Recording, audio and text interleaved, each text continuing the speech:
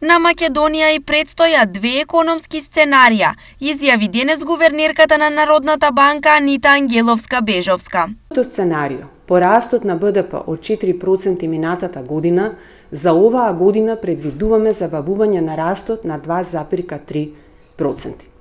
Во првата половина од оваа година беше остварен раст од 2,6%, кој што беше повисок од нашите проекции, но сепак проценуваме забавување во втората половина од годината и за цела година правиме надолна ревизија за 0,6% поени. За наредната година исто така се прави надолна ревизија за 1% поен и се проектира раст од 2,6%, сличен со проекциите на меѓународните финансиски институции. Во второто сценарио, растот оваа година би изнесувал околу 2%, пошто би забавил на 1,8% наредната година.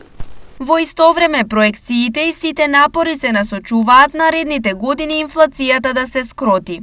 Инфлацијата за 2022 година се оценува на 14,3%, додека за наредната година се очекува забавување на 8 до 9%, зависно од порастот на цените на струјата на регулираниот пазар, при проекција на меѓународните финансиски институции за пад на цените на примарните производи наредната година, субвенционирање на цената на електричната енергија за прехранбената индустрија, како и постепено затегнување на монетарните услови.